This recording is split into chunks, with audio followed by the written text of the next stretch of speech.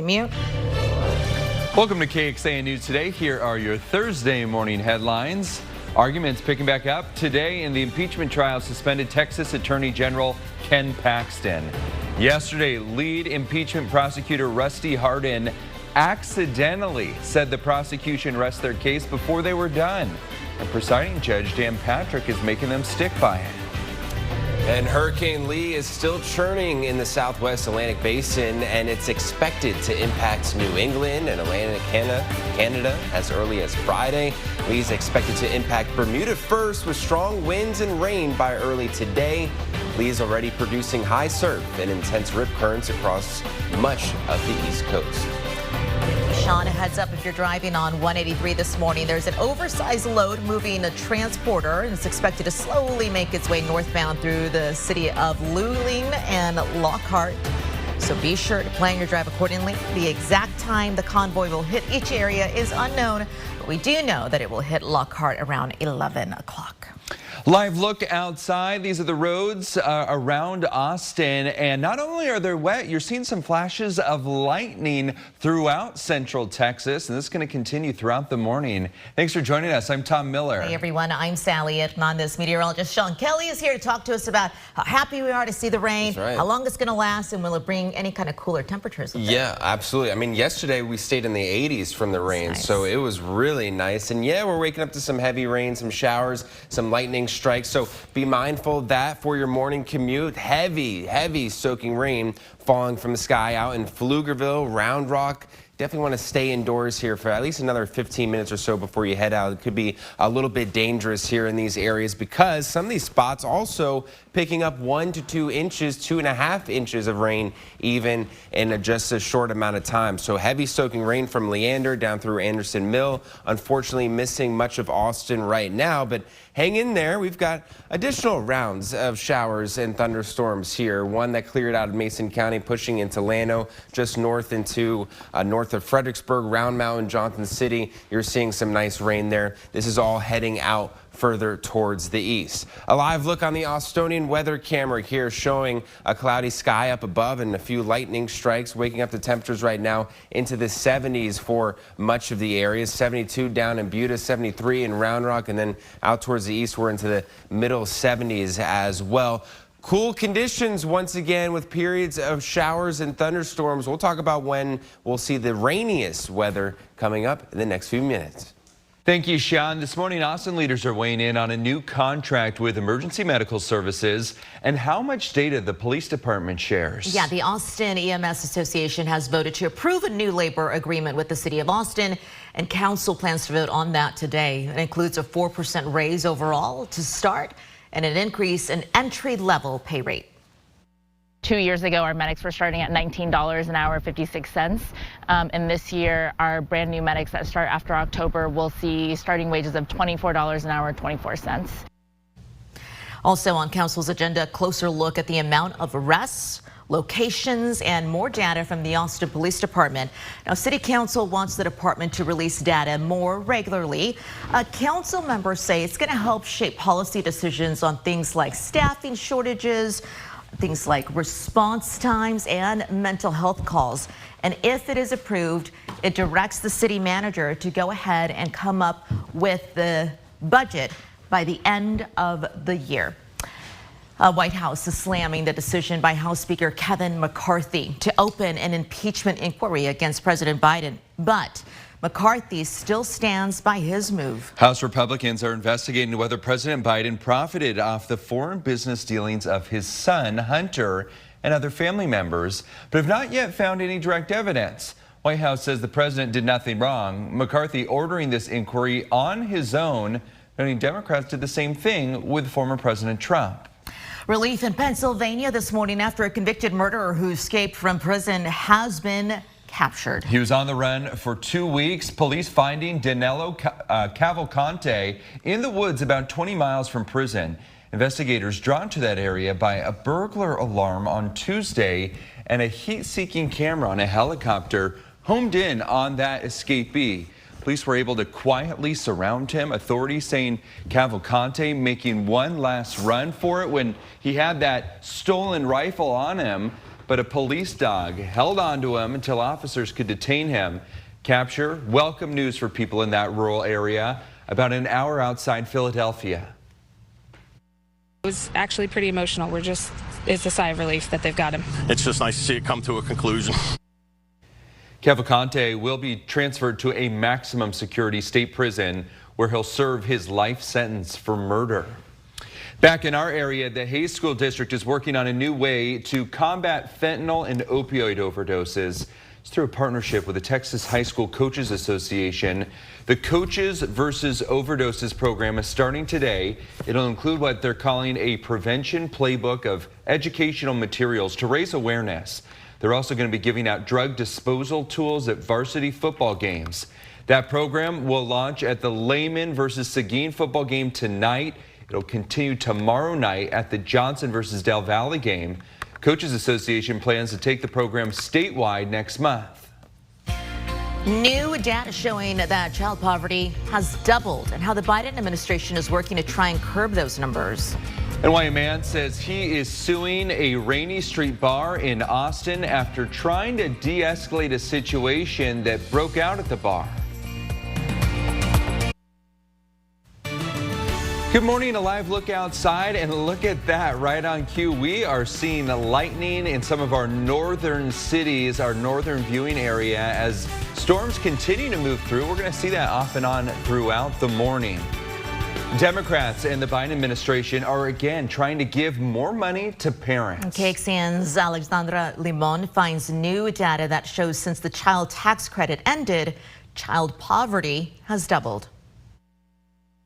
New Jersey Senator Cory Booker says Congress allowed child poverty to spike. This moral obscenity of the richest nation in the world having the highest poverty rates is not an accident. New data from the Census Bureau shows that the U.S. child poverty rate more than doubled last year when the expanded child tax credit expired. We've got children in my district that are struggling to find where their next meal is coming from. The program expired when Democratic Senator Joe Manchin joined Republicans in blocking an extension. Now Democrats are renewing their push to restore it. This worked. It lifted half of our kids out of poverty. I don't know what more people need.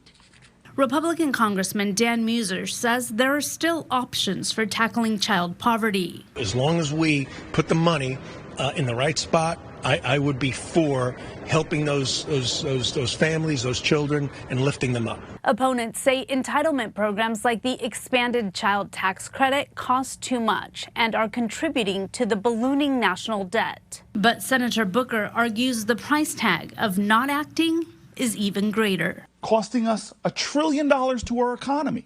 Children who grow up below the poverty line have higher health care costs, have worse performance in schools, have lower productivity, and often have higher rates of criminality. In Washington, Alexandra Limon. Food trucks in Northwest Austin burglarized, and now the truck owner is saying this keeps happening.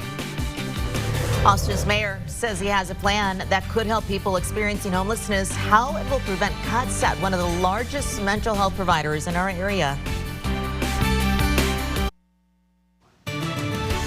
Good morning. We're taking a live look at our cameras that we have for you out there to show you the rain and the lightning. There it is, right on cue. And you may be also waking up if you're checking your phone or watching us live streaming or on the podcast. You may be waking up to without electricity. 2,000 Encore Williamson County customers are without power. We're taking a look at the outage map right now to give you an idea of exactly where this is located. We can tell you that over 10,000 total without power.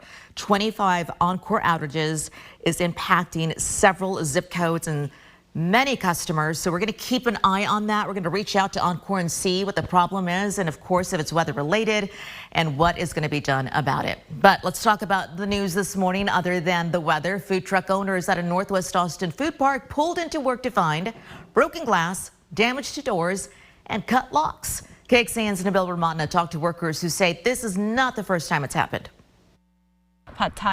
There's a lot of food Made with love. to choose from at the Hamilton Food Park off 183 north of Breaker Lane. I love to see people happy to eat my food. But Wednesday morning, Here, they made several attempts to cut the log. many of the business owners showed up to find damage. He cut them all, trying to get in the window.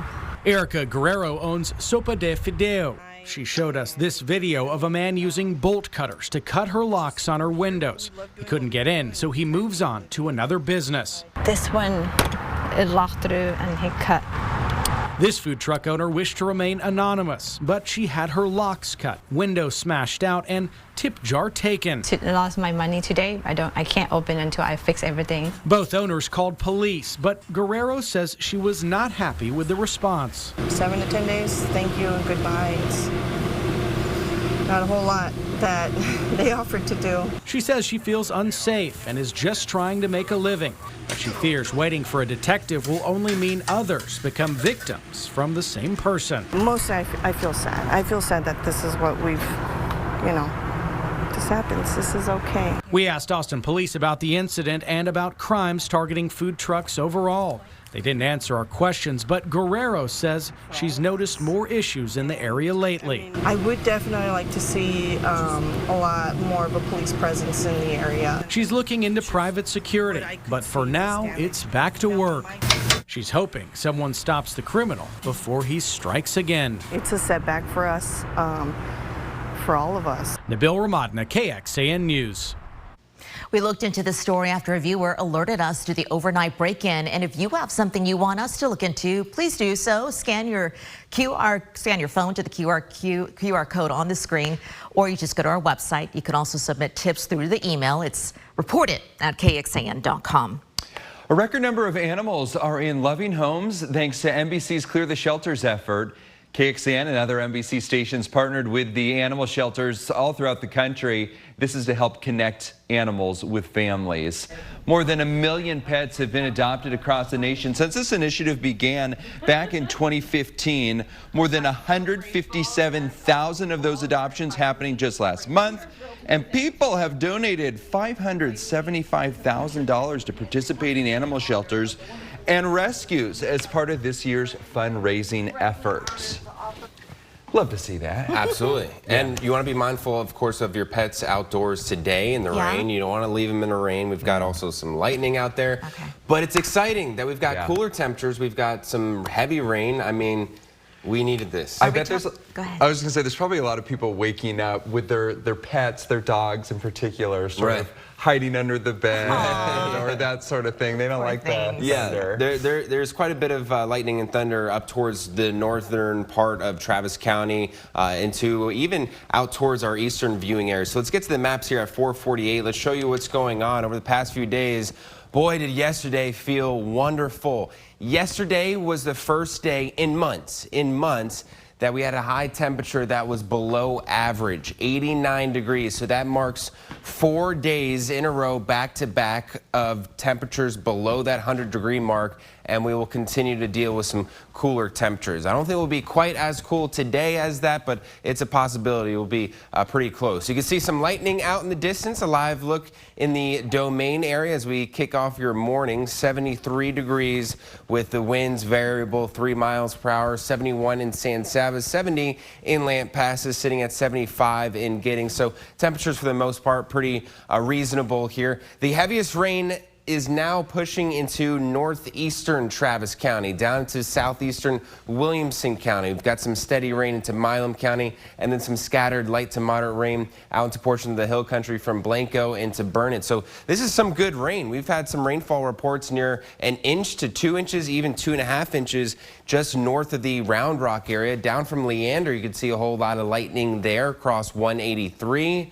Heaviest rain, and again pushing just north of Manor, out in the Pflugerville area, where we're seeing lots of reports of some power outages there, pushing further towards the east, heading towards Thorndale and eventually into Milam County. And then we just have some of that scattered light rain to moderate rain in Johnson City and Round Mountain. Not seeing much in the way of lightning there, but in the Burnet area seeing some lightning. So what's the deal for the remainder of the morning? We'll see this first initial round continue to dry out through the later part of the morning and early afternoon, but we're not done. We get another chance of some showers and some thunderstorms later on today, some of which at times could be heavy as well. So this is nice to see. Here's another round of heavy widespread rain pushing into our area tomorrow morning through the early afternoon, with additional opportunities of rain heading into Friday evening and again into Saturday. So how much could we pick up? 1 to 3 inches of beneficial rain, 92 degrees for a high temperature. It's going to feel nice with some of these heavy rain showers around your area, and this nice forecast will continue on, at least with the cooler temperatures into the lower 90s, and then we heat back up and dry out by next week. Well, a devastating update on the floods in eastern Libya. Officials there say that more than 8,000 people are now presumed dead. Roughly 10,000 are missing. Mediterranean storm Daniel caused deadly flooding in many towns of eastern Libya, but the worst hit was Derna. Over the weekend, Daniel brought 9 months of rain in just 6 hours, bursting through 2 dams.